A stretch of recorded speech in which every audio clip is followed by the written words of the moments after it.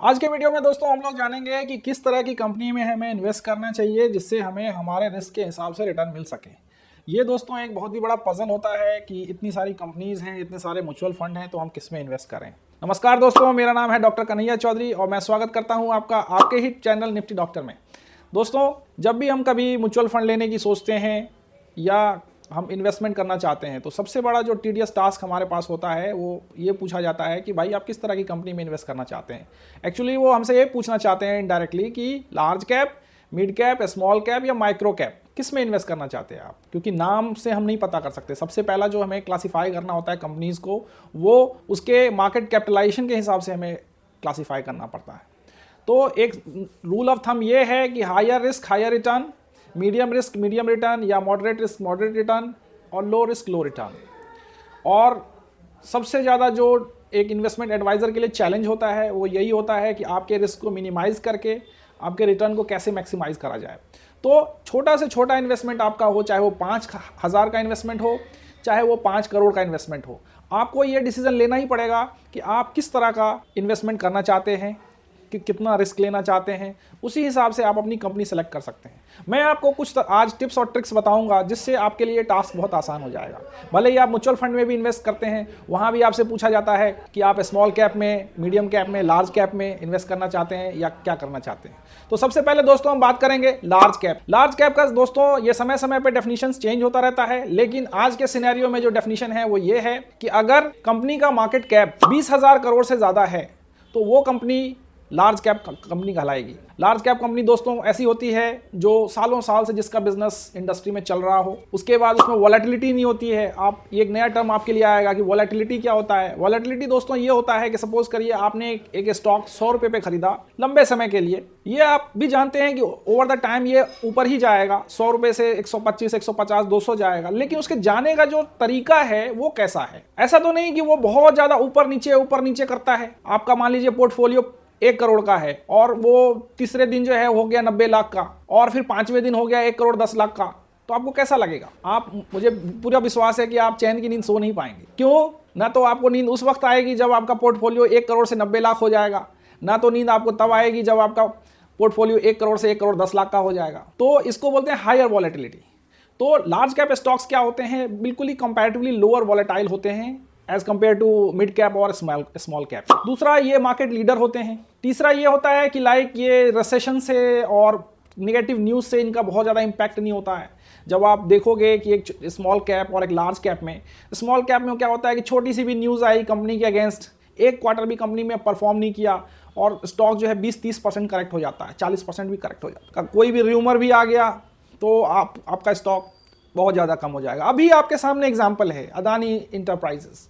Adani group के shares में आप देख सकते हैं, जो उनका सबसे बड़ा स्टॉक है अदानी इंटरप्राइज, उसने 4,000 से 3,000 पे आ गया वो। तो आप मान के चलो कि ऑलमोस्ट 25% का करेक्शन आया उसमें, और अब वो 2 दिन के बाद स्टेबल है। लगातार 2 दिन गिरने के बाद आज वो स्टेबल है आज की डेट में। और वहीं पे जो उनका अदानी ट्रांसमिशन है वो 2,200 रुपये का स्टॉक 1,000 पे आ गया। तो यहीं से इसी बात से आप अंदाजा लगा सकते हो कि कितना एक हो सकता है जो अभी रिपोर्ट आई है वो सही हो या गलत हो, लेकिन स्टॉक प्राइसेस बहुत जल्दी रिएक्ट कर जाते हैं। तो लार्ज कैप में दोस्तों आपको क्या रहेगा, एक स्टेबिलिटी होती है और ये मार्केट लीडर्स होते हैं।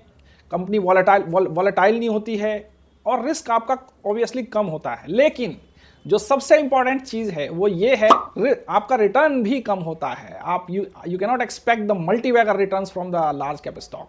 आप ये नहीं एक्सपेक्ट कर सकते कि आपने 100 रुपये का स्टॉक लिया और वो 2,000 का हो गया, 3,000 का हो गया। That is not possible in large cap stock. Large cap stock की जैसे मैं कुछ एग्जांपल आपके दूं, एक RIL है, Reliance industries limited, TCS, Infosys, ये सब जो है लार्ज कैप इंडस्ट्रीज कंपनीज में आते हैं। टॉप, अगर आप मानो कि टॉप जो हमारे NSE एक्सचेंज का टॉप 100 स्टॉक्स को अगर आप देखो तो जनरली वो लार्ज कैप स्टॉक में आएंगे। जो लोग अपने पोर्टफोलियो को सिर्फ इन्फ्लेशन से बचाना चाहते हैं, जिन्हें कोई बहुत ही ट्रिमेंडस रिटर्न नहीं चाहिए, they just want the safety first, वो लोग लार्ज कैप को ऑप्ट कर सकते हैं। तो अगर आपका सबसे पहला रिस्क, आपका इंटेंशन ये है, एम ये है कि आपके पोर्टफोलियो को जो है ज़्यादा डेंट नहीं होना चाहिए, वो ज़्यादा गिरना नहीं चाहिए किसी भी हालत में, एटलीस्ट वो इन्फ्लेशन को बीट करता रहे, इंडेक्स को बीट करता रहे, निफ्टी के साथ साथ चलता रहे, तो आप लार्ज कैप पोर्टफोलियो में इन्वेस्ट कर सकते हैं और आपके अपने बास्केट में लार्ज कैप कंपनीज को ले सकते हैं। दूसरा है दोस्तों mid cap stock. Mid cap का जो है एक डेफिनेशन ये है कि 5,000 से लेकर के 20,000 करोड़ तक की जो कंपनी है उसको हम लोग मिड कैप बोलते हैं।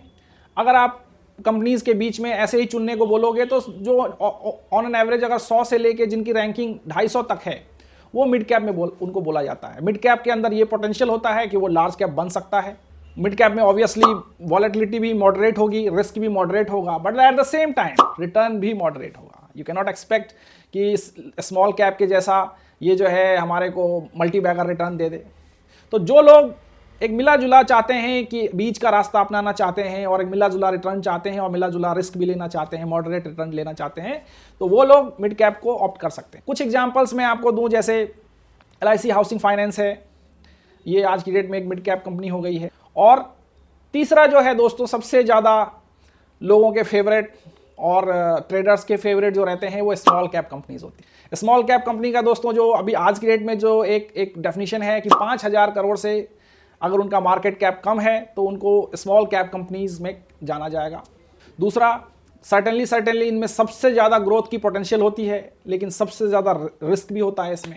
जो लोग बहुत लंबे टाइम के लिए इन्वेस्ट करना चाहते हैं, 10 साल 15 साल, वो लोग स्मॉल कैप को ऑप्ट कर सकते हैं। वॉलेटिलिटी बहुत हाई होगी, रिटर्न बहुत हाई होगा, क्योंकि यही ये स्टॉक्स होते हैं दोस्तों जो मल्टी बैगर बनने का मद्दा रखते हैं। बड़े लार्ज कैप, आज के जो लार्ज कैप हैं, जैसे मैं कुछ बताऊं आपको, बाटा है, पैरागॉन है, और पिडिलाइट इंडस्ट्रीज़ है फेविकॉल वाली, और छोटे जो आज की डेट के हैं बड़े बड़े लार्ज कैप जिनको मिड कैप लार्ज कैप बोला जाता है, एक ज़माने में वो भी मिड कैप हुआ। स्मॉल कैप का दोस्तों जो एग्जांपल है वो जैसे हाथवे केबल है, DB कॉर्प है, इस तरह की कंपनीज जो है स्मॉल कैप में गिनी जाती है।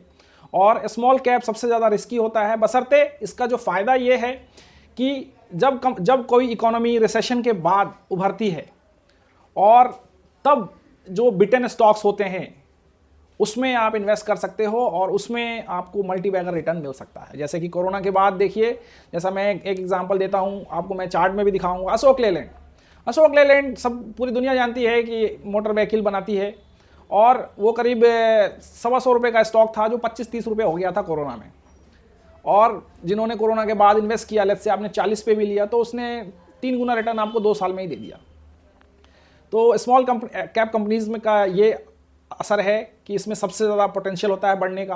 ये सिंपल वैसा है जैसे एक बच्चे को देखा जाए तो एक छोटा जो बेबी होता है उसको अगर आप ज़्यादा खिलाओगे तो उसमें पोटेंशियल होता है बढ़ने का। लेकिन जो एक हार्ड ट्रुथ ये भी है कि एक बड़े हुए 15-20 साल के बच्चे के कंपैरिजन में छोटे बच्चे का जो मोर्टेलिटी रेट होता है वो ज़्यादा होता है। तो दोस्तों ये आपको एक अपने ध्यान में रखना होगा जब भी आप इन्वेस्ट करना चाहते हैं। आप ये डिसीज़न खुद लें कि आप कितने समय तक इन्वेस्ट करेंगे, कितना रिस्क लेंगे और किस तरह का रिटर्न आप एक्सपेक्ट कर सकते हैं। मैं आपको अगले वीडियो में मिलता हूं दोस्तों। अगले वीडियो में मैं अब आपको मार्केट एनालिसिस के बारे में बताऊंगा कि मार्केट को एनालाइज कैसे करना है। तब तक के लिए दोस्तों thank you so much. Video को इसी तरह देखते रहिए, लाइक सब्सक्राइब शेयर करते रहिए दोस्तों, और कमेंट में बताइए कि कैसा लगा वीडियो आपको और किन किन सब्जेक्ट्स पे आपको वीडियो देखना पसंद है। नमस्कार।